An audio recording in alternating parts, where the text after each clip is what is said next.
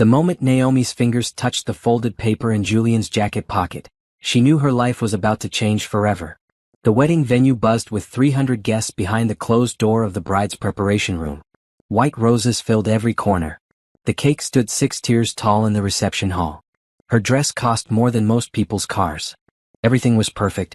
Everything was a lie. She pulled out the document slowly, her hands surprisingly steady. Her makeup artist had left 5 minutes ago. Her bridesmaids were in the next room laughing about something. She was alone when she unfolded the paper and saw the words that would shatter everything. Certificate of marriage between Julian Christopher Bennett and Vanessa Marie Roberts. Date of registration, 2 days ago. Naomi read it 3 times. Then she read it again. The paper didn't change. The words stayed the same. Julian had married his secretary. Not today. 2 days ago. At the city courthouse. While Naomi was having her final dress fitting and confirming flower arrangements, her fiancé was legally binding himself to another woman. The strangest thing happened then. Naomi didn't cry. She didn't scream. She didn't throw things or collapse on the floor. Instead, something cold and sharp formed in her chest, something that felt almost like relief. For 6 months she'd suspected something was wrong. Julian's late nights at the office. His phone always face down. The way Vanessa looked at her with barely hidden contempt. Now she knew. And knowledge was power. She put the certificate in her small clutch purse and stood up. Her reflection in the full-length mirror showed a beautiful bride in an expensive white gown. Her dark skin glowed against the ivory fabric. Her hair was styled perfectly. Her makeup looked flawless. She looked like a woman about to marry the man of her dreams. She looked like a fool. But Naomi wasn't a fool. Not anymore. She walked to the door and opened it. Her bridesmaids turned to look at her, their faces lighting up with excitement. "Oh my God, you look amazing," her best friend Patricia squealed. "Are you ready?" her sister Monica asked, adjusting her own dress. Naomi smiled. It wasn't a happy smile or a sad smile. It was something else entirely. Something that made Patricia's excitement falter just a little. "I'm ready," Naomi said quietly. She walked past them down the hallway, her heels clicking on the marble floor. Behind her, she heard confused voices. Someone called her name. She didn't stop. She reached the main doors of the venue and pushed them open. 300 people turned to look at her. The string quartet stopped playing. Julian stood at the altar in his custom suit, his smile freezing on his face when he saw her expression. Next to him, his best man looked confused. The officiant clutched his book, uncertain. Naomi walked down the aisle slowly. Every eye in the room followed her. She could hear whispers starting, growing louder with each step she took. She walked past rows of family and friends. Past business associates. Past Julian's parents. Past her own mother, who looked worried. She stopped right in front of Julian. Up close, she could see the panic starting to build in his eyes. He knew. Somehow he knew that she knew. "Naomi," he whispered, reaching for her hand. She pulled away and held up her clutch, the marriage certificate visible through the sheer fabric of the decorative purse. His face went pale. Absolutely pale. Then Naomi did something that no one expected. She smiled. A real, genuine smile that lit up her entire face. She smiled like she'd just won something wonderful. She smiled like she was free. "Congratulations on your marriage, Julian," she said clearly, her voice carrying through the silent room. "I hope you and Vanessa are very happy together." The room erupted. People stood up. Voices rose in shock and confusion. Julian's mother gasped. Someone dropped a program. The officiant's book hit the floor. But Naomi was already turning around. She walked back down that aisle with her head high and her shoulders back. She walked past all those stunned faces. She walked past the expensive flowers and the crystal chandeliers and the life she'd thought she wanted. When she reached the doors, she turned back one last time. Julian stood frozen at the altar, his mouth open, his hand still extended like he could pull her back. Vanessa had emerged from wherever she'd been hiding, her face horrified. She wore a wedding ring. Julian wore a matching one. Everyone could see them now. Naomi's smile widened. Then she walked out the door and into the bright afternoon sunlight, leaving chaos behind her. Her phone started ringing immediately. Text flooded in. She turned it off. She had a car waiting, one she'd arranged herself 3 days ago when she'd first suspected what Julian was planning. She'd been prepared for this moment, even if she hadn't wanted to believe it would come. The driver opened the door. "Where to, ma'am?" "The apartment on 5th Street, Naomi said, sliding in. Not the penthouse she shared with Julian. Not her childhood home. The secret apartment she'd rented 2 months ago, the one no one knew about except her lawyer. As the car pulled away from the venue, Naomi finally let herself feel something. But it wasn't sadness. It wasn't even anger. It was determination. Cold, hard, unshakable determination. Julian had made a choice. He'd married Vanessa while planning to go through with a fake ceremony with Naomi. What? Money probably. Her name was on half his business accounts. Her investments had funded his expansion. Her financial analysis had saved his company twice. He'd needed her signature on some documents, needed her trust fund to clear this week. He'd planned to have both women, both resources, all the power. But he'd made one crucial mistake. He'd underestimated her. He'd thought she was just a pretty face who loved him too much to question anything. He'd forgotten that she was the woman who'd built his empire with him. He'd forgotten that she was smarter than he'd ever be. And now, Naomi thought as the car merged into traffic, now he was going to learn what happened when you betrayed someone who knew all your secrets. She pulled out her phone and turned it back on, ignoring the flood of messages. She opened her secure folder, the one with password protection and encryption. Inside were files she'd been collecting for months. Bank statements, emails, photos, evidence of things that would destroy Julian's reputation and his company. Naomi had learned something important in the 6 years she'd spent with Julian. She'd learned that revenge wasn't about violence or drama. It wasn't about screaming or begging or trying to win someone back. Real revenge was about patience, strategy, hitting someone where it actually hurt. And Julian Bennett was about to hurt in ways he couldn't even imagine yet. But first, Naomi thought she needed to change out of this dress. She had work to do. 3 months earlier, Naomi had been happy. Or at least she thought she was happy. She'd been with Julian for 6 years, engaged for 1, and wedding planning had consumed her life. She'd been so busy with flowers and invitations and seating charts that she'd almost missed the signs. Almost, but not quite. It started with small things. Julian coming home later than usual. His phone buzzing at odd hours. The way he'd angle his screen away from her when she walked by. Naomi had ignored it at first. Julian ran a tech company worth hundreds of millions of dollars. Of course he was busy. Of course he got late-night emails and calls. But then came the Tuesday when everything changed. Naomi had left work early that day, hoping to surprise Julian with dinner at his office. She'd stopped by his favorite restaurant, picked up his usual order, and headed to the Bennett Tower downtown. She had her own key card for the executive floor. She'd practically designed half the office layout herself. When the elevator doors opened on the 32nd floor, everything seemed normal. Julian's assistant had already left for the day. The reception area was empty.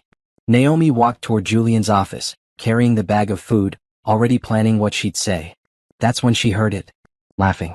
A woman's voice too familiar. Then Julian's voice, lower, intimate in a way that made Naomi's stomach twist. She stopped walking. The office door was slightly open and through the gap she could see them. Julian and Vanessa, his secretary. They weren't doing anything obvious. They were just standing close. Too close. Julian's hand was on Vanessa's waist. Vanessa was looking up at him with an expression Naomi recognized because she'd once looked at Julian that way herself. "We can't keep doing this," Vanessa was saying. "The wedding is in 3 months. "I know," Julian replied, and he didn't sound upset about it. He sounded calculating. "I need those account transfers to go through first. Once Naomi signs the papers next week, I'll have access to her trust fund. Then we can figure out the rest." Naomi's blood turned to ice. "But what about after the wedding?" Vanessa pressed. Julian shrugged. "We'll work it out. I'm not losing you, Van. But I also can't lose access to Naomi's money right now. The expansion needs that capital. Once everything's settled, we can deal with it." Naomi backed away slowly, her heart pounding so hard she thought they might hear it. She made it to the elevator and pressed the button with shaking hands. The doors opened immediately. She stepped inside and rode down in silence. In the parking garage, she sat in her car for 30 minutes. The food got cold on the passenger seat. She stared at the concrete wall in front of her and tried to think clearly through the rage and hurt flooding her system. Julian was using her. He'd always been using her. Their entire relationship had been built on what she could give him. Her money, her business knowledge, her connections. She thought about the early days when she'd helped him secure his first major investor. When she'd worked 18-hour days alongside him to launch his company. When she'd used her own savings to help him make payroll during that rough first year. She thought they were partners. She thought he loved her. But Julian Bennett didn't love anyone except himself. And Vanessa was just as bad, helping him scheme and cheat. Naomi started the car and drove home to the penthouse she shared with Julian. Once inside, she poured herself a glass of wine and sat down at her laptop. Then she started digging. It turned out that when you helped build a company, when you had access to all the financial systems, when you'd set up half the security protocols yourself, it was very easy to find information. Naomi spent that entire night going through files. She found emails between Julian and Vanessa going back 2 years. Not just romantic messages, though there were plenty of those, but business discussions. Plans to slowly push Naomi out once they had what they needed from her. Ideas about how to make her think everything was fine until after the wedding. But worse than the affair, worse than the emotional betrayal, Naomi found evidence of financial crimes. Julian had been cooking the books. He'd set up offshore accounts to hide money from investors and the IRS. He'd been inflating company value to attract more funding. He'd stolen ideas from smaller companies and claimed them as his own. Naomi had helped build this company honestly. Julian had been building it on lies. By the time the sun came up, Naomi had downloaded everything to an encrypted hard drive. She had enough evidence to destroy Julian completely. But she'd also realized something important. If she confronted him now, he'd have time to cover his tracks. He'd find ways to protect himself, probably at her expense. He might even try to make it look like she was involved in the illegal activities. No, Naomi thought. She needed to be smart about this. She needed to plan. Over the next few weeks, Naomi became someone she barely recognized. She smiled at Julian like nothing was wrong. She continued wedding planning. She went to his company events and played the perfect fiancé, all while secretly preparing for the moment she'd destroy him. She rented an apartment across town using a separate bank account Julian didn't know about. She moved important documents there piece by piece. She started transferring her own money into protected accounts. She met with her lawyer and updated her will, her power of attorney, everything. She also started reaching out to people. Competitors who Julian had wronged. Former employees he'd cheated. Business partners he'd betrayed. She didn't tell them anything specific. She just let them know that she might have information they'd find interesting soon. And she watched Julian. She watched him lie to her face every single day. She watched him plan their fake wedding while wearing Vanessa's gifts. She watched him check his phone and smile at messages from his mistress while sitting across from Naomi at dinner. The day she found out about the secret marriage, Naomi had actually been tipped off by an intern at the courthouse who recognized Julian from the news. The girl had been confused seeing him marry someone who wasn't his famous fiancé. She'd mentioned it to a friend who mentioned it to someone else, and the gossip had eventually reached someone who thought Naomi should know. At first, Naomi had refused to believe it. But she'd called the courthouse, claiming to be Julian's assistant, and they'd confirmed it. Marriage license issued and processed. Julian Bennett and Vanessa Roberts. Legally married. That's when Naomi had truly understood how far Julian was willing to go. He'd married Vanessa for real, probably for some legal or financial reason, while still planning to go through with a ceremony with Naomi. He was going to commit fraud. He was going to make Naomi believe she was his wife while legally being married to someone else. The cruelty of it was breathtaking. So when Naomi had found that marriage certificate in Julian's jacket on the wedding day, she'd barely been surprised. She'd been looking for it. She'd known it existed. Finding it had just been confirmation. And that smile she'd given everyone at the wedding? That hadn't been about happiness or relief. That had been the smile of someone who knew they held all the cards. That had been the smile of someone who'd been playing chess while everyone else was playing checkers. Now, sitting in her secret apartment after walking out of the wedding venue, Naomi opened her laptop and started the next phase of her plan. She had emails to send, calls to make, documents to deliver. Julian Bennett had made the biggest mistake of his life. He'd betrayed the one person who knew all his secrets. And Naomi was going to make sure everyone else knew them too.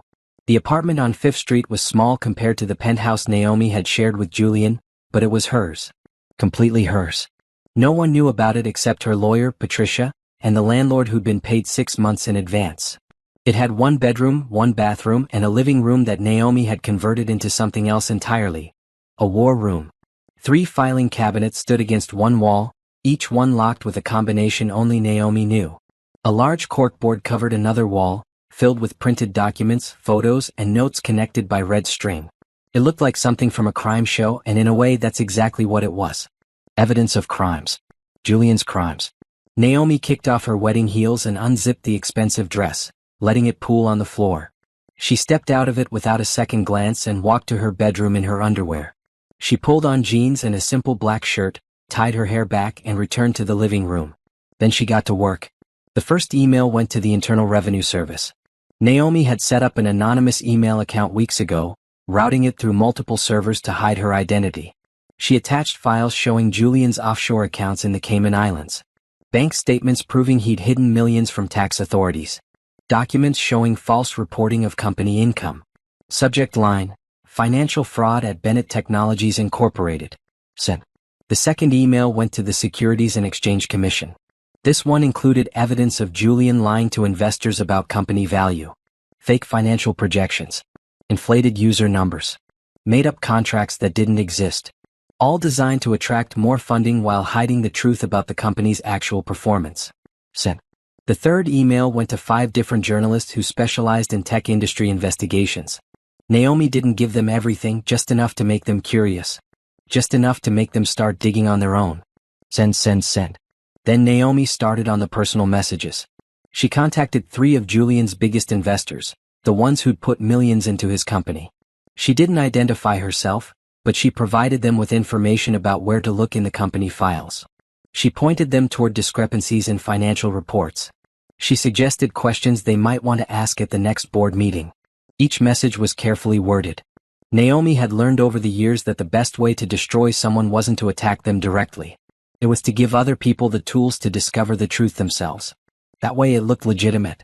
That way, Julian couldn't claim it was just a vindictive ex trying to hurt him. By midnight, Naomi had sent 17 different emails to 17 different people and organizations. She'd planted seeds that would grow into very big problems for Julian.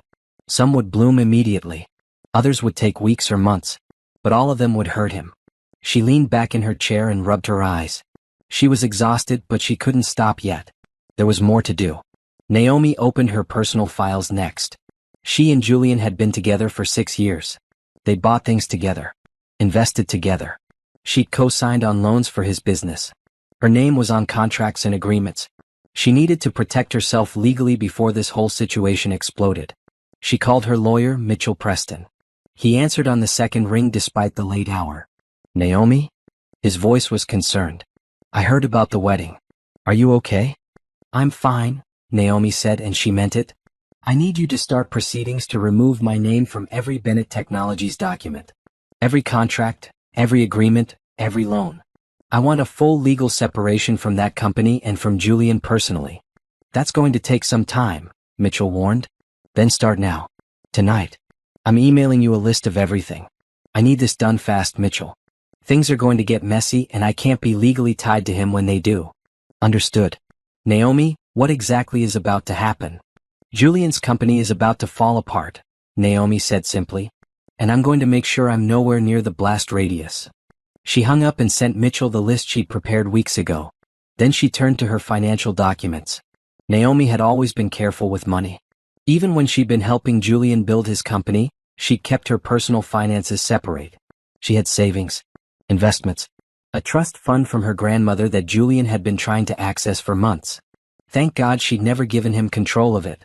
She logged into her accounts and started moving money. Not all of it, just enough to make sure she'd be secure while she rebuilt her life. She transferred funds to protected accounts that Julian couldn't touch. She sold some stocks and bought others. She called her financial advisor and gave him instructions to watch for any suspicious activity. By the time she finished, it was 3 a.m. Naomi made coffee and sat down with the corkboard, studying the web of evidence she'd compiled. It told a story. The story of how Julian Bennett had built an empire on lies and fraud. How he'd used people and thrown them away. How he'd cheated on his fiancée while planning to commit marriage fraud. How he'd stolen from investors, evaded taxes, and broken countless laws. But it also told another story. The story of how Naomi Harris had been there for all of it. How she'd helped build that empire honestly, only to watch Julian corrupt it. How she trusted him and loved him until she'd learned the truth. And now it told a third story, the story of what happened when you betrayed the wrong woman. Naomi's phone buzzed. She turned it back on to make her calls, and now messages were flooding in. Her mother, her sister, Patricia, other friends and family, all asking what had happened, where she was. She was okay. She ignored them all except one text from Patricia. I'm here when you need me. No questions. Just love. Naomi smiled and typed back, thank you. I'm okay. I'll call you tomorrow. She turned the phone off again and returned to her laptop. There was one more thing she needed to do tonight. Naomi opened a fresh document and started typing. She outlined everything she knew about Bennett Technologies. The real financial situation. The legal problems that were about to emerge. The leadership crisis that would happen when Julian's crimes came to light. Then she outlined a solution. A restructuring plan. A way to save the company and its employees, even while destroying Julian's control of it. She worked until dawn refining her plan. By the time the sun came up, Naomi had created a detailed proposal that would save Bennett Technologies while removing Julian from power. It was brilliant. It was comprehensive. And it was something she planned to sell to Julian's competitors very soon. Because Naomi wasn't just destroying Julian's life out of revenge. She was rebuilding her own life on the ruins of his. She was taking everything she'd learned, all the knowledge and experience she'd gained, and using it to create something new. Something better. Something that was entirely hers. Julian had taught her how to build a company. Now she was going to teach him what happened when you built it on lies. Naomi saved the document, encrypted it, and backed it up in 3 different locations. Then she finally allowed herself to sleep for a few hours on the couch. When she woke up, her phone had 73 new messages. She ignored them all. Instead, she showered, dressed in a professional suit, and headed to her bank. She had accounts to open, papers to sign, a future to secure. As she walked down the street, Naomi caught her reflection in a store window. She looked different somehow. Stronger. More sure of herself. The hurt was still there, buried deep, but it was covered by something harder. Something that felt like power. Julian had tried to use her. He tried to take everything she'd built and claim it as his own. He thought she was weak enough to accept his lies. He was about to learn just how wrong he'd been. 2 weeks after the wedding that never was, Naomi sat in a coffee shop across from Gregory Hamilton, CEO of TechFlow Solutions and Julian's biggest competitor. She'd managed to schedule this meeting by hinting that she had information that could benefit his company. Now she had to deliver. I appreciate you meeting with me, Naomi said, sliding a folder across the table. I know my association with Julian makes this awkward. Gregory picked up the folder but didn't open it yet. He was in his 50s, with gray hair and sharp eyes that had seen plenty of business deals go bad. I heard about what happened at your wedding. I'm sorry. Don't be, Naomi replied. It was the best thing that could have happened to me. Gregory raised his eyebrows but said nothing. He opened the folder. Inside was Naomi's analysis of Bennett Technologies. Every weakness. Every vulnerability. Every upcoming crisis that Gregory's company could exploit. But more than that, it was a strategic plan for how TechFlow could absorb Bennett's best clients and most talented employees over the next 6 months. Gregory read in silence for 5 minutes. When he looked up, his expression had changed from polite interest to genuine intrigue. This is very detailed, he said carefully. Some might say it's confidential information. I built that company alongside Julian, Naomi replied. I know every inch of it. And I'm no longer associated with Bennett Technologies in any capacity. My lawyer made sure of that. Everything I'm showing you is either public information or analysis based on my personal experience. Why are you bringing this to me? Because I'm starting my own consulting firm. Business strategy and financial analysis. And I wanted my first client to be someone who could appreciate the value of what I offer. Gregory sat back in his chair, studying her. You want to consult for TechFlow? I want to help you destroy Julian's company and take the pieces that are worth saving, Naomi corrected. And yes, I want you to pay me very well to do it. A slow smile spread across Gregory's face. I like you, Naomi. I always wondered why someone with your skills was content to stand in Julian's shadow. I wasn't content. I was in love. Or I thought I was. Now I'm just focused on business. They talked for another hour. By the end of the meeting, Naomi had her first client and a contract worth $200,000. She'd also gained something more valuable, validation that her plan would work. Over the next few weeks, Naomi reached out to 5 more of Julian's competitors. She offered each of them customized strategies for how to win in the market while Bennett Technologies imploded. 4 of them hired her. The 5th tried to lowball her fee, so she walked away. But Naomi wasn't just taking on competitors as clients. She was also talking to Julian's former employees, the talented ones he'd mistreated or underpaid. She learned who was unhappy, who was looking for new opportunities, who had skills that other companies would value. Then she made introductions. She connected unhappy Bennett Technologies employees with companies that needed their expertise. She helped negotiate their new contracts, taking a small finder's fee for her trouble. Word spread quickly. If you wanted out of Julian's company, Naomi Harris could help you land somewhere better. The exodus started slowly. One developer left, then a marketing manager, then 2 senior engineers. Julian's company was bleeding talent, and everyone knew why. Meanwhile, the legal problems Naomi had set in motion were beginning to surface. The IRS launched an investigation into Bennett Technologies' tax returns. The SEC started asking questions about financial reporting. Investors were demanding explanations for discrepancies in company documents. Julian tried to handle it quietly, but it was too much, too fast. His lawyers were overwhelmed. His accountants couldn't explain the irregularities. His PR team couldn't spin the bad press that was starting to appear. And through it all, Naomi built her business. She rented office space in a nice building downtown. She hired an assistant. She created a website and marketing materials. She called her company Harris Strategic Consulting, and her tagline was simple: building success through honest analysis. The irony wasn't lost on anyone who knew her story. 3 months after the wedding, Naomi had 6 regular clients and a waiting list of companies that wanted to work with her. She was making more money than she'd ever made working for Julian. More importantly, she was making it on her own terms. Her personal life was quieter. She'd finally talked to her family and friends, explaining what had happened and why she disappeared for those first few weeks. Most of them understood. Some didn't. Her mother kept asking if she was sure she didn't want to try to work things out with Julian. He made a mistake, her mother said during one uncomfortable phone call. People make mistakes. And he's so successful. He committed fraud, Mom. He married another woman while engaged to me. That's not a mistake. That's a choice. Her mother had gone quiet after that. Patricia, thankfully, never questioned Naomi's decisions. She'd been angry on Naomi's behalf, ranting about Julian for hours when they'd finally talked. But she'd also been supportive of Naomi's business venture, even helping spread the word among her own professional network. You're better off without him, Patricia had said firmly. And honestly, watching you build this company is inspiring as hell. You're not just surviving. You're winning. Naomi hadn't thought about it as winning or losing. She'd just been focused on moving forward. But Patricia was right. She was winning. Meanwhile, Julian's situation got worse. The investigations were taking their toll. Several investors pulled their funding. The board of directors started talking about removing Julian from his CEO position. Stock value dropped. And Vanessa? Vanessa was learning what it meant to be married to a man whose empire was collapsing. The lavish lifestyle she'd expected wasn't materializing. Instead, she was dealing with stress, legal bills, and a husband who was increasingly desperate and angry. Naomi heard through the grapevine that they were fighting constantly. That Vanessa had expected to be the wife of a billionaire, not the wife of a man under investigation by multiple federal agencies. That she was starting to realize she'd destroyed her career and reputation for a man who couldn't even afford to buy her the jewelry he'd promised. Naomi felt no sympathy. Vanessa had known Julian was engaged. She'd helped him plan his betrayal.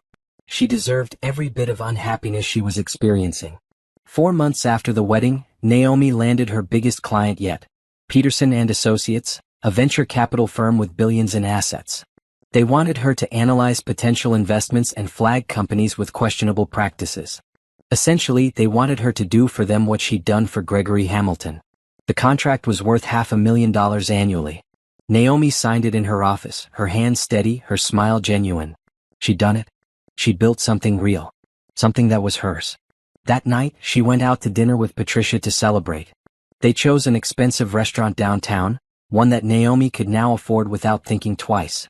To your success, Patricia said, raising her wine glass. And to Julian's downfall. I'll drink to the first part, Naomi replied, clinking glasses. The second part is just happening on its own. Fair enough. But admit it, watching him fail must feel good. Naomi considered the question honestly. It doesn't feel good exactly. Feels right. Like things are balancing out the way they should. He built his success on lies and using people. Now he's losing it all. That's not me being cruel. That's just consequences. Consequences you helped along, Patricia pointed out with a grin. Maybe a little, Naomi admitted. But I didn't force him to commit tax fraud or lie to investors. I just made sure the right people found out about it. They laughed, and for the first time in months, Naomi felt truly light. The hurt was still there, buried under everything else. But it was getting smaller. Less important. She was moving forward, and Julian was stuck dealing with the mess he'd made. Life, Naomi thought, had a way of working things out. 6 months after the wedding that never happened, Naomi's phone rang with a call she'd been expecting for weeks.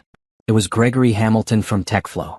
"Naomi, I need to tell you something," Gregory said, his voice carrying barely contained excitement. "Bennett Technologies just lost the Morrison account. They're moving to us. That's $15 million in annual revenue." Naomi leaned back in her office chair and smiled. "When do they want to start the transition?" "Next month." "And Naomi? They specifically mentioned you. They said they heard you were consulting with us and that made them trust the move. Your reputation is becoming a serious asset." After hanging up, Naomi pulled up the list she'd been keeping. The Morrison account was the third major client to leave Julian's company in the past 2 months. The others had gone to different competitors, but the effect was the same. Bennett Technologies was hemorrhaging money and credibility. It wasn't just the clients, though. The legal investigations were accelerating. The IRS had expanded their audit after finding the offshore accounts Naomi had pointed them toward. The SEC was now looking at potential securities fraud charges. Several investors had filed lawsuits claiming Julian had knowingly misrepresented his company's value. And through all of it, Julian was losing control. His board of directors had started holding meetings without him. The company's lawyers were advising everyone to cooperate with investigators, which meant people were talking. Employees were coming forward with information about other questionable practices Naomi hadn't even known about. The house of cards was falling, and it was falling fast. Naomi's own company, meanwhile, was thriving. Harris Strategic Consulting now had 12 full-time employees and a reputation as one of the most reliable firms in the industry. Companies came to her when they wanted honest analysis without corporate politics getting in the way. Naomi delivered results, and her clients loved her for it. She'd also started getting speaking invitations. Tech conferences wanted her to talk about business strategy. Women's leadership groups wanted her to share her story. Financial organizations wanted her insights on identifying fraudulent reporting. At first, Naomi had turned them down. She didn't want to be known as the woman Julian betrayed. She wanted to be known for her work. But Patricia had convinced her otherwise. "Your story is part of your brand now, whether you like it or not. Own it. Show people that you didn't just survive what Julian did, you used it to become something better." So Naomi started accepting some of the invitations. She gave her first speech at a Women in Business conference, talking about rebuilding after professional betrayal. The room had been packed. Women came up to her afterward, sharing their own stories, thanking her for being honest about the pain and the recovery. It was surprisingly healing. One evening, Naomi was working late in her office when her assistant buzzed her. "Miss Harris? There's someone here to see you. He doesn't have an appointment, but he says it's important." "Who is it?" There was a pause. "He says his name is Julian Bennett." Naomi's first instinct was to tell her assistant to send him away. She had no interest in talking to Julian. But then curiosity got the better of her. What could he possibly want? What could he say that would matter now? "Give me 5 minutes, then send him in." Naomi used those 5 minutes to compose herself. She put away the sensitive documents on her desk. She refreshed her lipstick. She sat up straight and arranged her face into a neutral expression. When Julian walked through her office door, she was ready. He looked terrible. His suit was expensive but rumpled. His hair needed cutting. He had dark circles under his eyes and a desperate edge to his expression that Naomi had never seen before. This wasn't the confident CEO she'd once loved. This was a man watching his empire crumble. "Naomi," he started, his voice rough. "Thank you for seeing me." "You have 10 minutes, Naomi replied coolly. "What do you want?" Julian sat down without being invited, then immediately stood up again, too agitated to stay still. "I need your help." Naomi laughed. She couldn't help it. The absurdity of him asking her for help after everything he'd done was too much. "You need my help? Are you serious right now?" "I know I messed up," Julian said quickly. "I know what I did was wrong. The thing with Vanessa, the wedding, all of it. I was an idiot. I was thinking about money and business, and I lost sight of what really mattered." "Which was what, exactly?" "You. What we built together." Naomi shook her head slowly. "No, Julian. You never cared about us. You cared about what I could do for you. My money, my connections, my skills. I was useful. That's all I ever was to you." "That's not true." "Then why did you marry Vanessa while engaged to me? Explain that in a way that makes sense." Julian ran his hand through his hair, a gesture Naomi recognized from when he was trying to figure out how to spin something. It was a business decision.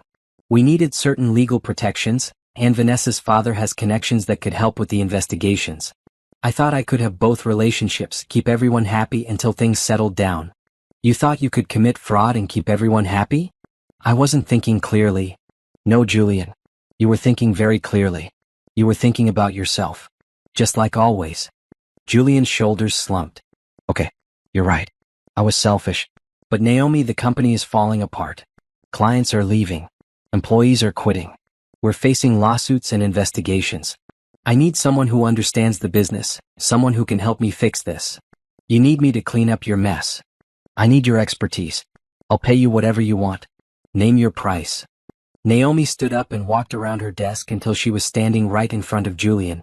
She looked him directly in the eyes, enjoying the moment more than she probably should. Julian, I want you to listen carefully to what I'm about to say. I will never help you. Not for money, not for old time's sake, not for any reason. You destroyed our relationship. You betrayed my trust. You tried to steal from me. And now you want me to save you from the consequences of your own choices? No. Naomi, please. Where's Vanessa? Naomi asked suddenly. Your wife. Why isn't she helping you? Julian's face twisted. She's talking about leaving. She didn't sign up for all these problems. She thought she was marrying someone successful. Funny how that works out, isn't it? She helped you betray me and now she's betraying you. That's called karma, Julian. I know you're angry, but think about all the employees. All the people who work for Bennett Technologies who didn't do anything wrong. If the company goes under, they lose their jobs. You care about them, right? It was a low blow and they both knew it. But Naomi had already thought about the employees. That's why she'd been helping the good ones find new positions. That's why she'd created restructuring plans that she'd sold to Julian's competitors. She was protecting the people who deserved it. The employees will be fine, Naomi said. The talented ones are already getting job offers elsewhere. The rest will find something. But you, Julian? You're going to lose everything. And I'm not going to feel bad about it. Julian stared at her for a long moment. Then something in his expression changed. The desperation turned to anger. You did this, didn't you? The investigations, the clients leaving, all of it. You set me up. I didn't set you up. I just made sure people knew the truth about what you'd been doing. You set yourself up by breaking the law and treating people like garbage. I could ruin you too, Julian said, his voice taking on a threatening edge. I could tell people you were involved in the financial stuff. Your name was on some of those accounts. Naomi smiled. Go ahead and try. My lawyer made sure I'm completely separated from your company. I have documentation proving I had no knowledge of your illegal activities. I have emails showing I questioned some of your decisions and you overruled me. If you try to drag me down with you, it'll just make you look worse. Julian's face went red. This is revenge. Pure revenge. No, Julian. This is justice. There's a difference. He stood there for another moment, looking like he wanted to say more. But there was nothing left to say. Naomi had won and they both knew it. Your 10 minutes are up, Naomi said quietly. Please leave. Julian walked to the door, then turned back. I really did love you, you know. At the beginning, at least. Maybe you did, Naomi replied. But you loved money and power more. And now you have neither. After he left, Naomi sat down at her desk and took a deep breath. Her hands were shaking slightly from the adrenaline, but she felt good. Strong. She'd faced Julian without flinching, without crying, without showing any weakness. She'd won. Her phone buzzed with a text from Patricia. Dinner tonight? I have news about something you'll love. Naomi typed back, absolutely. I just had the most satisfying 10 minutes of my life. I'll tell you about it. That night, over wine and pasta, Patricia revealed her news. Bennett Technologies' board of directors had voted to remove Julian as CEO. They were bringing in an outside executive to try to salvage what was left of the company. They're also talking about changing the company name, Patricia added. Apparently Bennett is becoming toxic in the industry. Naomi raised her glass. To consequences. To consequences, Patricia agreed. And to you for being the smartest, strongest person I know. Later, alone in her apartment, Naomi looked out at the city lights and thought about how much had changed in 6 months. She'd gone from being a woman standing at an altar in a wedding dress to being the CEO of her own successful company. She'd gone from being Julian's fiancée to being his biggest competitor. She'd gone from broken to whole. The pain of Julian's betrayal would probably never completely go away. You didn't spend 6 years with someone and walk away without scars. But Naomi had learned something important. Scars were just proof that you'd survived something difficult. They weren't shameful. They were evidence of strength. And Naomi was stronger now than she'd ever been. The headline appeared on the business news website at 8 a.m. on a Tuesday: Bennett Technologies under investigation. CEO removed amid fraud allegations. Naomi read it at her desk with her morning coffee, feeling nothing but a distant sense of satisfaction. The article outlined what she already knew. The SEC investigation had uncovered multiple instances of securities fraud, the IRS had found millions in unreported income, and investors were filing lawsuits left and right. The company's new CEO was trying to cooperate with investigators, which meant throwing Julian under the bus to save the company itself. Julian's name was being dragged through every business publication in the country. His reputation, once built on being a successful young tech entrepreneur, was now synonymous with fraud and betrayal. Naomi's phone rang constantly that day with reporters wanting comments. She declined all of them. This wasn't about her getting publicity from Julian's downfall. This was about her moving forward with her own success. By afternoon, another story broke. Vanessa had filed for divorce. The papers cited irreconcilable differences, but everyone knew what it really meant. She was abandoning Julian now that the money was gone. Naomi almost felt sorry for him. Almost. But then she remembered the marriage certificate, the lies, the way he'd planned to use her, and any sympathy evaporated. 3 days later, Julian tried to contact Naomi again. First through email, which she blocked. Then through phone calls, which went straight to voicemail. He even showed up at her office building, but security stopped him in the lobby. Naomi had left instructions that he was never to be allowed up to her floor. She heard through mutual acquaintances that he was desperate. His assets were frozen pending the investigations. Vanessa's divorce was going to be expensive. His lawyers were draining what little money he had left. He'd moved out of the penthouse into a regular apartment. His car had been repossessed. His entire life was falling apart. And Naomi? Naomi was landing bigger clients every week. She'd just signed a deal with 3 international companies that wanted her to analyze their potential mergers. The contract was worth over $1 million. She'd hired 5 more employees and was looking at expanding her office space. Harris Strategic Consulting was becoming a major player in the industry. And Naomi was becoming known as someone who could spot problems before they became disasters, who could strategize solutions that actually worked, and who had integrity that couldn't be bought. Everything Julian had tried to take from her, she'd built again. Better. Stronger. Completely on her own terms. One evening, Naomi was attending a business networking event when she saw Vanessa across the room. Their eyes met for just a second. Vanessa's face went pale. She started to move toward Naomi, probably to say something, maybe to apologize or explain or defend herself. Naomi turned around and walked away. She didn't run. She didn't make a scene. She simply acted like Vanessa didn't exist. Like she was invisible. Less than nothing. Patricia, who was with her, noticed and grinned. Cold. I love it. She's not worth my time, Naomi replied simply. Neither of them are. A few minutes later, Naomi was introduced to the keynote speaker for the event, a venture capitalist named Robert Chin. No, wait, she didn't want that name. Robert Mitchell? No, too common. Robert Donovan. Robert Donovan. He was impressed by Naomi's company and wanted to talk about potential investments in her firm. I've been following your work, Robert said. You've built something impressive in a very short time. That takes serious skill. Thank you, Naomi replied professionally. I'm always interested in discussing growth opportunities. They exchanged business cards and agreed to meet the following week. As Naomi walked away, she felt a surge of pride. 6 months ago, she'd been a woman whose fiancé had betrayed her in the worst way possible. Now she was someone that major investors wanted to work with. She transformed her pain into power. The media coverage of Julian's situation intensified over the next few weeks. More details emerged about just how extensive his fraud had been. He'd been lying about company finances for over 3 years. He'd stolen ideas from smaller companies and claimed them as his own innovations. He'd cheated employees out of stock options. The list of accusations grew longer every day. Julian's parents, who had once treated Naomi like a daughter, released a public statement distancing themselves from their son's actions. They apologized to investors, employees, and especially to Naomi, though they didn't name her directly. The statement expressed shame and disappointment in Julian's choices. Naomi felt a pang of sympathy for them. They were good people who'd raised a son who turned out to be selfish and dishonest. That wasn't their fault. She sent Julian's mother a brief, private message. "Thank you for your kindness to me over the years. I'm doing well. I hope you and Mr. Bennett find peace during this difficult time." His mother wrote back, "You deserved so much better than what Julian gave you. We're proud of what you've built.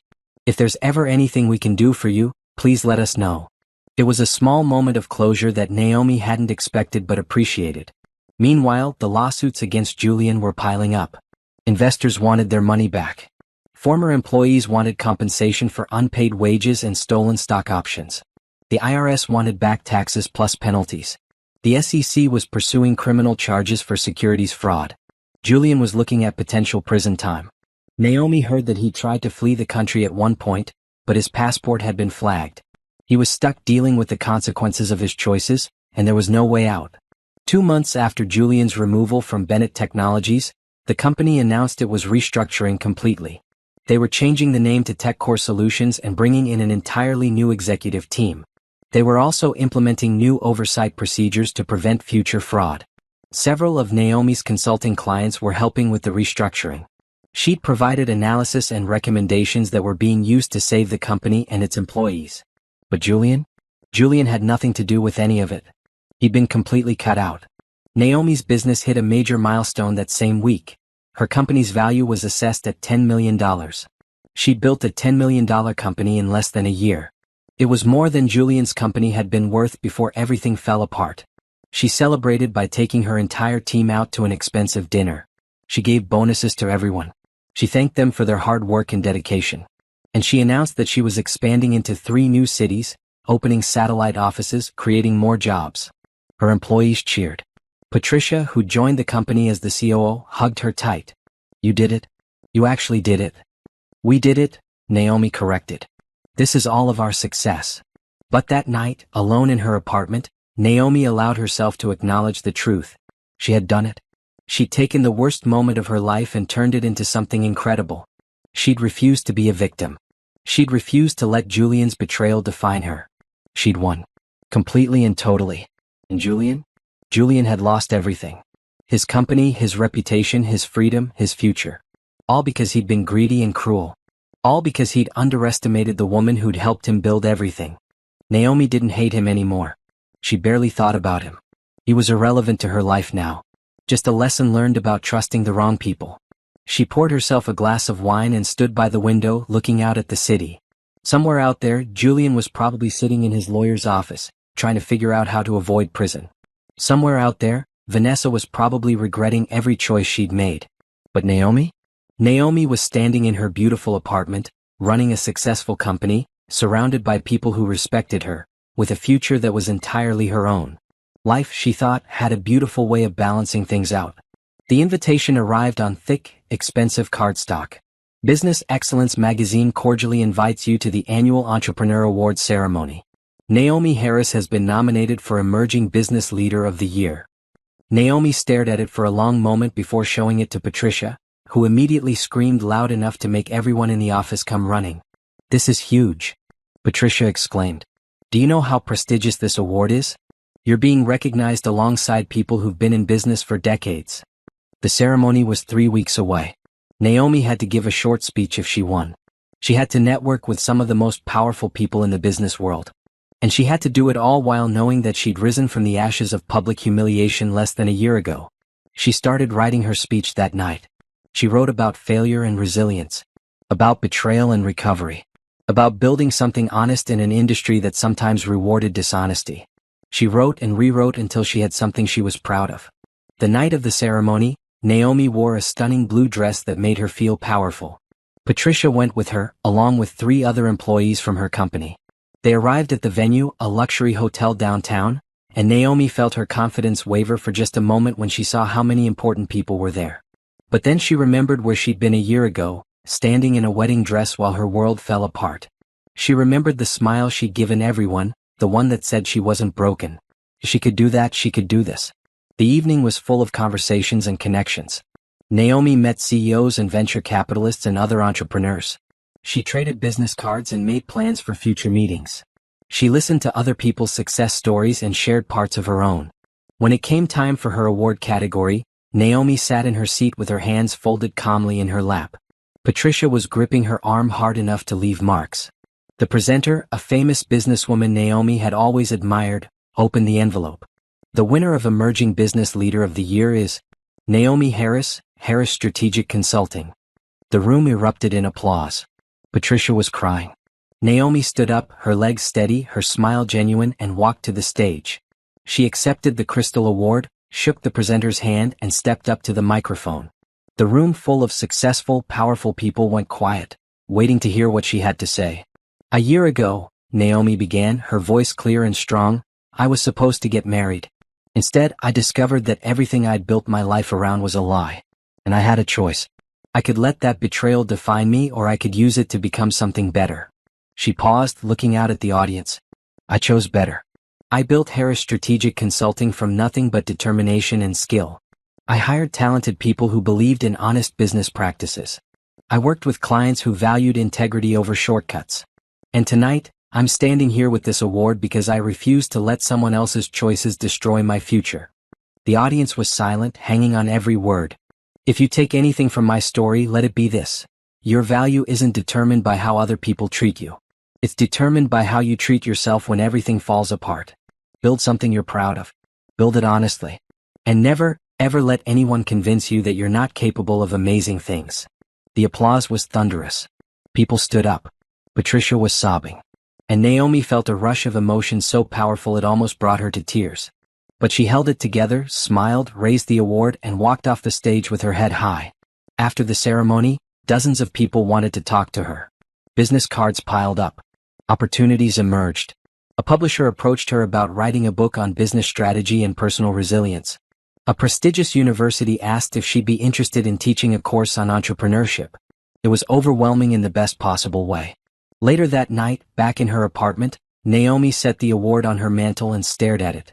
This crystal trophy represented everything she'd built from the ruins of her old life. It was proof that she'd not only survived but thrived. Her phone buzzed with a text from an unknown number.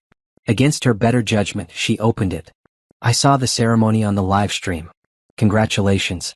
You deserved it. I'm sorry for everything. Julian.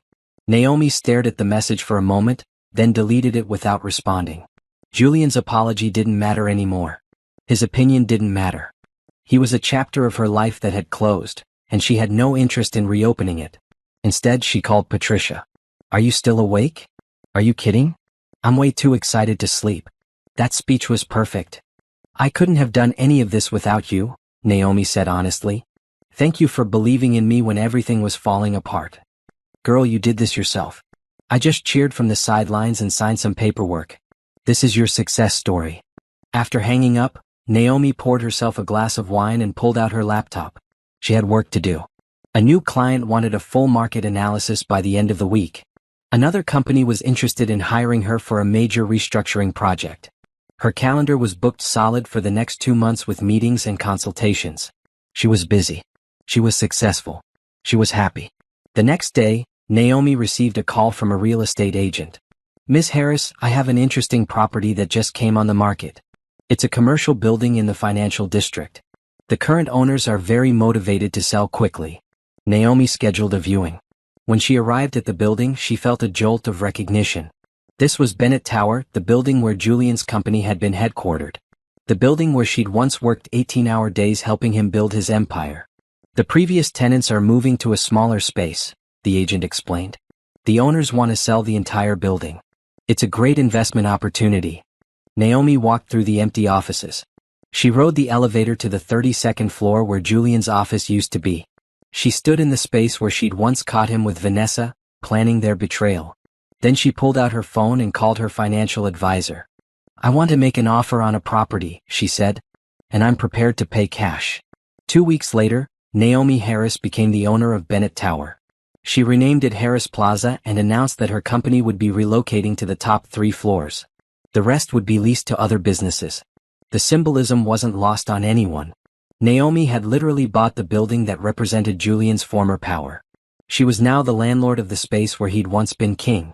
TechCore Solutions, the company formerly known as Bennett Technologies, occupied 5 floors of Harris Plaza. They paid rent to Naomi every month. The woman Julian had betrayed was now their landlord.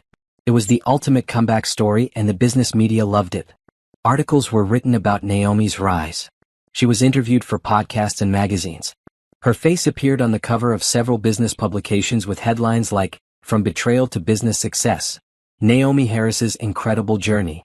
Through it all, Naomi remained focused on her work. She didn't let the attention distract her from building her company and serving her clients. She hired more employees, expanded into 2 more cities, and landed contracts worth millions of dollars. Her life was fuller and richer than it had ever been with Julian. She had success that was entirely her own. She had respect earned through her own efforts. She had a future built on her own terms. And Julian? According to the news, he pleaded guilty to multiple fraud charges to avoid a longer trial. He was sentenced to 3 years in federal prison and ordered to pay millions in restitution. His assets were seized. His reputation was destroyed beyond repair. Naomi felt no satisfaction from his imprisonment. She felt no joy from his suffering. She simply felt indifferent. He was facing the consequences of his choices, just like everyone eventually did. She'd moved on to bigger and better things. He was stuck paying for the past. One evening, as Naomi worked late in her new office at the top of Harris Plaza, she looked out the window at the city lights below. She thought about that woman who'd walked down the aisle in a wedding dress, who'd discovered the worst betrayal possible, who'd smiled and walked away. That woman had been brave. That woman had been strong. But that woman had also been hurt and scared and uncertain about the future. Now, Naomi was none of those things. She was successful and confident and excited about what came next. She'd built an empire from the ruins of heartbreak. She turned pain into power. And she was just getting started. It was a Tuesday morning when security called Naomi's office with a problem. "Miss Harris, there's a man in the lobby claiming he needs to speak with you urgently. He's quite insistent. He says his name is Julian Bennett." Naomi's first thought was that Julian was supposed to be in prison. Her second thought was to check if that had changed. A quick search on her computer confirmed he'd been released early, only 6 months into his sentence, due to some kind of credit for cooperation with authorities and good behavior. "Tell him I'm not available," Naomi said calmly, "and add him to the permanent restricted list. If he shows up again, call the police for trespassing." "Understood, Ms. Harris." But Julian didn't give up. Over the next week he tried everything. Letters were delivered to her office, which her assistant threw away unopened. Emails from new addresses that were immediately blocked. He even tried to contact Patricia, who told him exactly where he could go in very colorful language. Naomi refused to engage. Julian was her past and she had no interest in revisiting it. Then one day, Julian managed to intercept her in the parking garage of Harris Plaza. He must have been waiting there for hours, watching for her car. When Naomi pulled into her reserved spot and got out, he was suddenly there, looking haggard and desperate. "Naomi, please, just 5 minutes," he said, holding up his hands to show he meant no harm. Naomi pulled out her phone. "I'm calling security. You're trespassing. I know I don't deserve your time. I know I destroyed everything. But I need you to understand that I'm sorry. Truly sorry." "I don't care," Naomi replied, her voice flat. She dialed security. "I lost everything because of what I did to you," Julian continued quickly, words tumbling out. "I went to prison. I lost my company, my reputation, my future. I've had a lot of time to think about my choices, and I know now that betraying you was the biggest mistake of my life." "You're right. It was a mistake. But it was your mistake, not mine. I don't owe you forgiveness or understanding or anything else." Security arrived, 2 large men who'd been trained specifically to handle situations like this. "Miss Harris, is this man bothering you?" "Yes." "Please escort him off the property and make sure he doesn't come back." As security took Julian's arms and started leading him away, he called back desperately, "I'm working a regular job now. I'm trying to rebuild. I just wanted you to know that you were right about everything. You deserved better. You deserved honesty." Naomi watched him being escorted away and felt absolutely nothing. No anger, no satisfaction, no sympathy. Just a mild annoyance that he'd disrupted her day. She went up to her office and immediately forgot about him. She had a video conference in 10 minutes with a client in Singapore. But Julian's appearance wasn't the only ghost from her past that surfaced that month. 2 weeks later, Naomi was attending a business conference when she saw Vanessa in the crowd. She looked different from the confident secretary who'd helped Julian betray her. She looked tired and uncertain, wearing a suit that was professional but not expensive. Vanessa saw Naomi too. She stood frozen for a moment, then started making her way through the crowd toward her. Naomi considered her options. She could leave. She could confront her. Or she could do what she'd become very good at, ignore the irrelevant. As Vanessa got closer, Naomi simply turned and walked in the opposite direction. She joined a conversation with 3 other business owners and engaged fully, acting like Vanessa didn't exist. From the corner of her eye, Naomi saw Vanessa stop, her face falling. She stood there for a moment, probably debating whether to interrupt the conversation. Then she turned and disappeared into the crowd.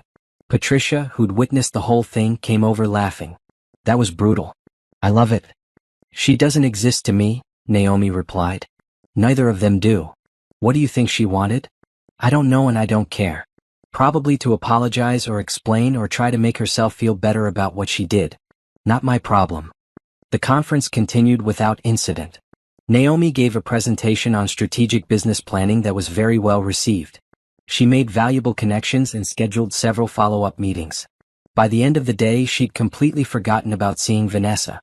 That was the power of moving on. The people who'd hurt her were stuck in the past, still trying to process what they'd done and deal with the consequences. But Naomi had moved forward into a future they couldn't touch. A month later, Naomi heard through the business grapevine that Vanessa was struggling to find decent employment. Her association with Julian's scandal had tainted her reputation. No one wanted to hire the woman who'd helped a CEO commit fraud and destroy his company. Naomi felt no sympathy. Vanessa had made her choices knowing they were wrong. She'd hurt people deliberately. Now she was dealing with the natural consequences. As for Julian, Naomi heard he was working as a manager at a retail store. Not a terrible job, but a far cry from being a CEO. He was still paying restitution to his victims, which would take him years to complete. His name was permanently associated with corporate fraud. Meanwhile, Naomi's company crossed another milestone, $20 million in annual revenue. She doubled her company's value in a year. She opened offices in 3 more cities. She hired 30 new employees. She launched a training program to mentor young women interested in business strategy. Everything she touched turned to success. And it was all built on hard work, integrity, and refusal to give up. One evening, Naomi was having dinner with Patricia and some other friends when someone asked about her personal life. You're killing it professionally, her friend Amanda said. But what about dating? Are you seeing anyone? Naomi had been so focused on building her business that she hadn't really thought about relationships. The idea of trusting someone romantically again felt impossible after what Julian had done. I'm not looking for anything right now, Naomi replied. I'm happy with my life as it is. That's fair, Amanda said. But don't close yourself off forever. Not every man is like Julian. I know that logically, Naomi admitted. But emotionally? I'm not ready. And that's okay. I'd rather be single and successful than in a relationship that makes me doubt myself. Patricia raised her glass. Amen to that. But later that night, alone in her apartment, Naomi wondered if she was closing herself off too much. She'd built walls so high that nothing could hurt her anymore. But those same walls were also keeping out anything good that might come along. She wasn't ready to tear down those walls yet. Maybe someday. But for now they served their purpose. They kept her safe while she rebuilt everything Julian had tried to destroy. And safety, Naomi had learned, was underrated. After spending years with someone who'd made her feel unsafe in every way that mattered, having control over her own life and choices felt like the greatest gift she could give herself. Julian and Vanessa could live with their regrets. Naomi was too busy living her best life to care. Naomi met Cameron Hayes at the most unexpected moment, in the most ordinary place. She was standing in line at a coffee shop near her office, running late for a meeting, checking emails on her phone. The barista was taking forever with complicated orders, and Naomi's patience was wearing thin. Excuse me, a voice said behind her. You dropped this. Naomi turned to see a man holding out her business card case, which must have fallen from her bag. He was tall, with kind eyes and a genuine smile that reached all the way to his eyes. He wore casual clothes, jeans, and a nice button-down shirt, and held an architectural portfolio under one arm. Thank you, Naomi said, taking the case. I would have lost a lot of important contacts. I figured. I'm Cameron, by the way. Naomi. They shook hands, and Naomi felt something she hadn't felt in a long time. Genuine attraction without suspicion behind it. But she immediately pushed the feeling away. She didn't have time for this. She had a meeting. I should get back in line, Cameron said, noticing her distraction. But it was nice meeting you, Naomi. You too. She got her coffee and hurried to her meeting, forgetting about the encounter almost immediately. She had too much work to do to think about attractive strangers in coffee shops. But the next week, she ran into Cameron again. Same coffee shop, same time. He was there working on something, his portfolio spread across a table, sketching on a tablet. "We meet again," he said, looking up with that same warm smile. "Apparently this is your office," Naomi replied, gesturing to his work. "Guilty. I'm an architect and I find coffee shops more inspiring than my actual office. Want to join me? You look like you could use a break from whatever has you frowning at your phone." Naomi hesitated. She should say no. She had work. She had calls to make. She had a business to run. But something made her say, "Sure. Just for a minute." They talked for 20 minutes that turned into 40. Cameron was easy to talk to. He asked questions about her work and actually listened to the answers. He told her about the building he was designing, a community center for a nonprofit organization. He was passionate about creating spaces that serve people rather than just making money. "That's refreshing," Naomi said. "Most people I meet are only interested in the profit margin." "Profit is important," Cameron agreed. "But it's not the only thing that matters. I want to build things that make people's lives better." It was such a simple statement, but it resonated with Naomi. She'd spent so long around people like Julian who only cared about money and success, that she'd forgotten there were people who valued other things. When she finally left to go back to her office, Cameron said, "Would you maybe want to get dinner sometime? As friends who bump into each other at coffee shops." Naomi's first instinct was to say no. She wasn't ready. She couldn't risk getting hurt again. But looking at Cameron's hopeful expression, she found herself saying, "Maybe. Let me think about it." "Fair enough. I'm here most weekdays around this time if you want to think about it over coffee again."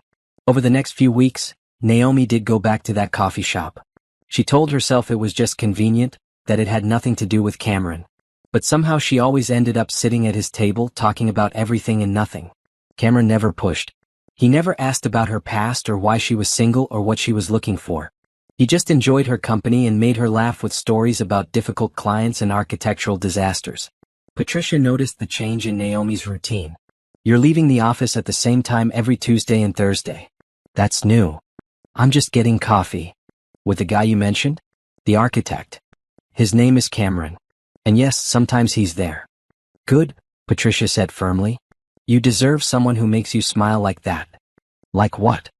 "Like you're actually happy instead of just successful." The words hit harder than Naomi expected. She was successful. She'd built an amazing company and achieved more than she'd ever dreamed. But was she happy? Or was she just keeping herself so busy that she didn't have time to feel anything? When Naomi saw Cameron next, she said yes to dinner. Just dinner, she told herself. Nothing serious. They went to a small Italian restaurant that Cameron loved. The food was excellent, but more importantly, the conversation was easy. Cameron talked about growing up in a big family, about his dreams for his architecture firm, about the places he wanted to travel someday. Naomi found herself sharing things she hadn't talked about in months. Her love of financial strategy. Her pride in helping businesses succeed honestly. Her satisfaction in building something from nothing. She didn't mention Julian. She didn't mention the wedding that never happened or the betrayal. Those things were her past, and tonight was about the present. At the end of the evening, Cameron walked her to her car. "I had a really great time tonight." "Me too," Naomi admitted. "Can we do this again?"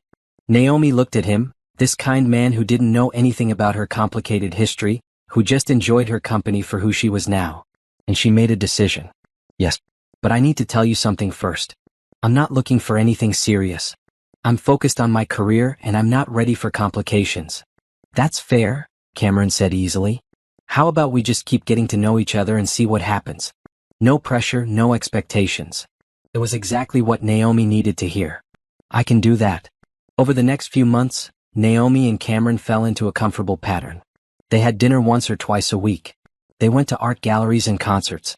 They talked about their work and their lives. Cameron met Patricia and her other friends.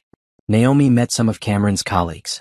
It was slow and easy and nothing like her relationship with Julian had been. With Julian, everything had been intense and fast and focused on building something together. With Cameron, they were just two people enjoying each other's company without any agenda.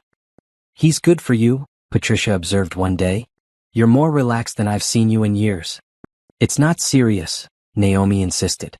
"We're just friends who sometimes go to dinner." "Friends who sometimes go to dinner and look at each other like that?"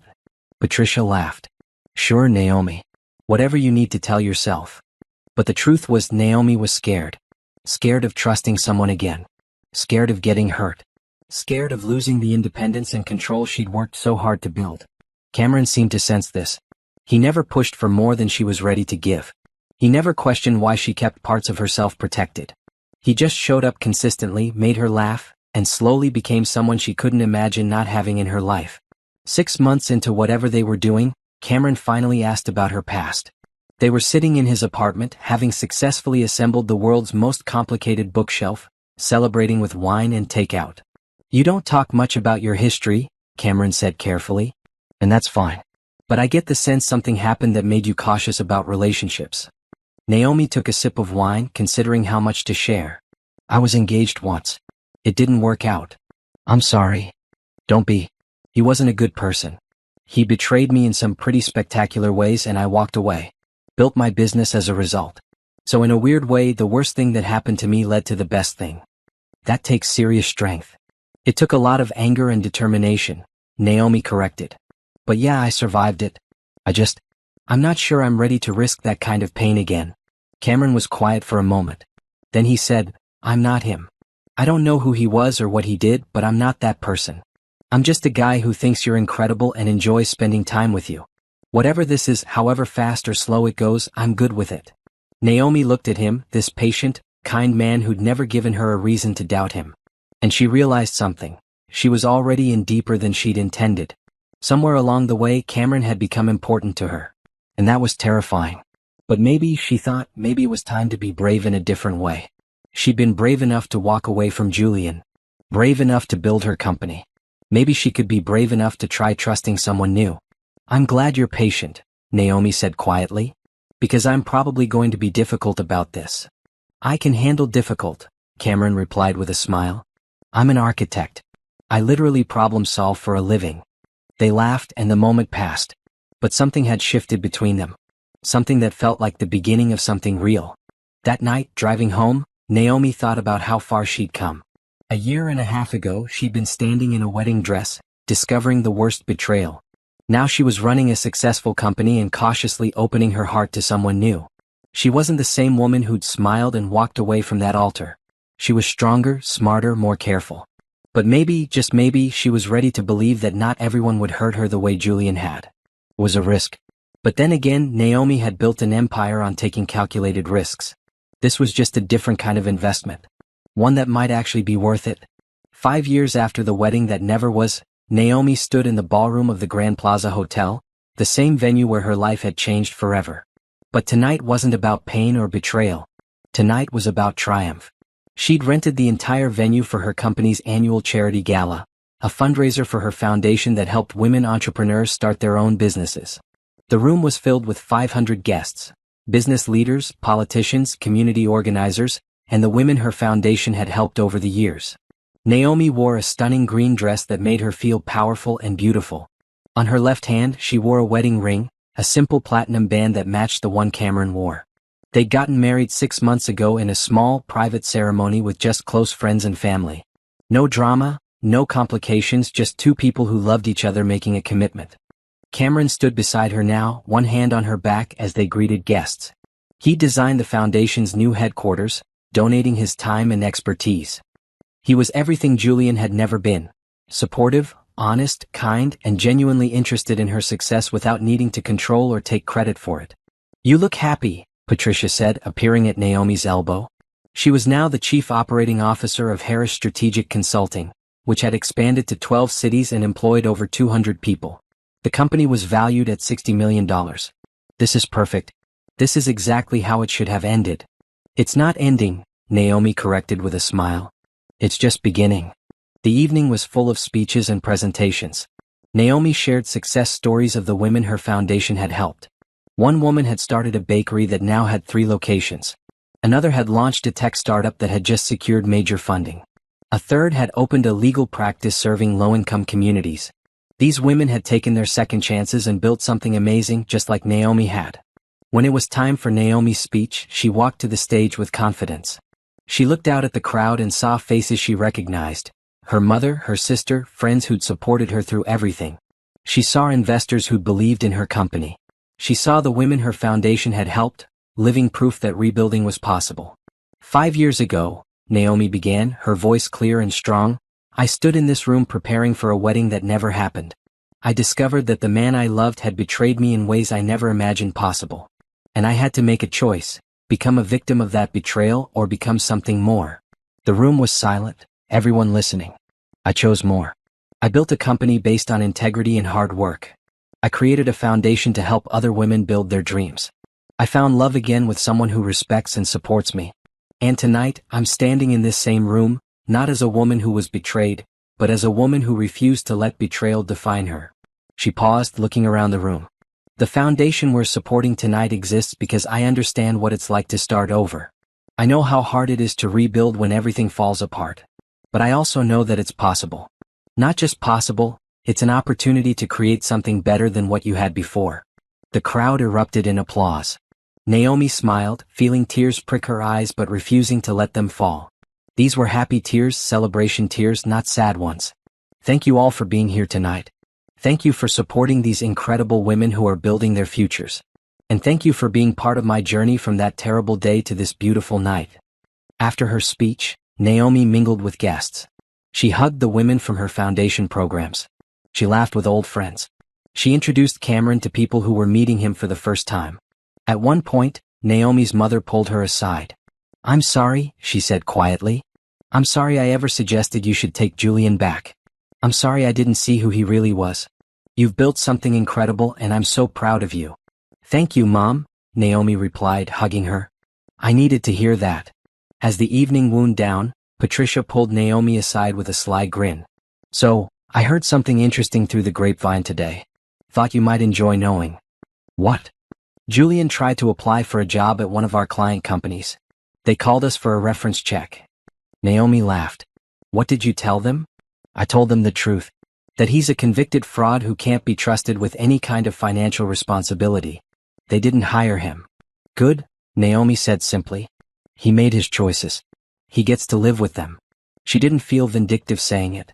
She just felt matter-of-fact. Julian was irrelevant to her life now. He was a cautionary tale, nothing more. Later that night, after all the guests had left and the venue was being cleaned, Naomi and Cameron stood in the empty ballroom. Are you okay? Cameron asked, wrapping his arms around her. Being back here, I mean. I'm perfect, Naomi replied honestly.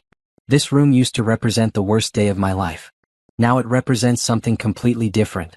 It represents taking control of my own story and making it end the way I wanted it to. You're amazing, Cameron said, kissing her forehead. We're amazing, Naomi corrected. I couldn't have done any of this alone. Yes, you could have. You did do it alone, actually. I just got lucky enough to be here for the happy ending. They stood there for a moment, surrounded by the remnants of a successful event in a room that held so many memories. Naomi thought about that woman in the wedding dress, the one who'd found the marriage certificate, and smiled. That woman had been the beginning of this story. This woman, standing here with her husband, running a successful company, helping other women succeed, this was the ending. Or rather, the beginning of the next chapter. A few weeks later, Naomi got news that made her laugh out loud. Bennett Technologies, now TechCore Solutions, had finally stabilized under new leadership. They were profitable again, innovative again, successful again. But they were doing it without Julian, without his shady practices, without his dishonesty. Everything he tried to build on lies had failed. Everything that remained was built on the honest foundation Naomi had helped create before she discovered the truth about him. The universe, it seemed, had a sense of humor. Naomi also heard, through several degrees of separation, that Vanessa was working as an administrative assistant at a small company. She was still dealing with the reputation damage from her association with Julian's scandal. She'd never recovered professionally. Naomi felt nothing hearing this news. No satisfaction, no sympathy, nothing. These people were ghosts of a past she'd moved beyond. One morning, Naomi discovered she was pregnant. She took 3 tests to be sure, then sat in her bathroom laughing and crying at the same time. Baby. She was going to have a baby with Cameron, the man who loved her for who she was, not for what she could give him. When she told Cameron, he picked her up and spun her around, both of them laughing like children. We're having a baby, he kept saying like he couldn't quite believe it. We're having a baby, Naomi confirmed, and it felt like the final piece of her new life clicking into place. She'd rebuilt everything Julian had tried to destroy. her career, her reputation, her sense of self-worth. And now she was building a family with someone who truly loved her. 5 years after standing in a wedding dress, discovering the worst betrayal, and walking away with a mysterious smile, Naomi had won. Completely and totally. She had a company worth millions, a foundation helping hundreds of women, a husband who treated her like an equal partner, a baby on the way, respect from her industry, pride in her achievements, and most importantly, she had herself. The woman who'd walked away from that altar had been brave and strong, but she'd also been hurt and uncertain. The woman standing here now was healed and whole and ready for whatever came next. Julian had tried to use her and throw her away. Instead, he'd given her the motivation to become someone extraordinary. His betrayal had been the catalyst for her transformation. So in a strange way, Naomi thought as she drove to work that morning she should probably thank him. Not that she would. Not that he deserved it. But his cruelty had revealed her strength. His lies had highlighted her integrity. His failure had showcased her success. Naomi Harris had taken the worst day of her life and turned it into the beginning of something beautiful. She'd refused to be a victim. She'd refused to let someone else's choices determine her future. And now, driving through the city in the morning sun, carrying a baby and running a successful company and living a life she'd built entirely on her own terms, Naomi realized something important. She wasn't just surviving anymore. She was thriving. And that smile she'd given everyone on that terrible wedding day? That smile had been the beginning of her revenge. Not revenge through violence or hatred, but revenge through success. Through proving that she was better than what Julian had tried to reduce her to. The best revenge, Naomi had learned, wasn't about hurting the people who hurt you. It was about becoming so successful, so happy, so fulfilled that they became irrelevant to your story. And Julian Bennett was very, very irrelevant now. Naomi pulled into the parking garage of Harris Plaza, the building she owned, where her company occupied the top floors. She rode the elevator up, greeting employees who respected her, entering an office that represented everything she'd built. Her assistant met her at the door with her morning schedule. You have a board meeting at 10, lunch with the mayor at noon, and a call with that new client in Tokyo at 3. Perfect, Naomi said, settling behind her desk. Let's get started. And just like that, she moved forward into another day of the life she created. A life without Julian, without betrayal, without lies. A life built on her own strength and intelligence and refusal to give up. 5 years ago, Naomi had walked out of a wedding venue with nothing but her determination and a smile.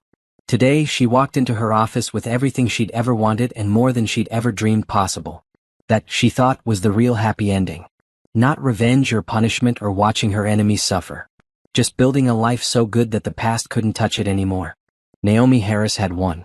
And unlike Julian's fraudulent victories, her success was real, honest, and entirely her own.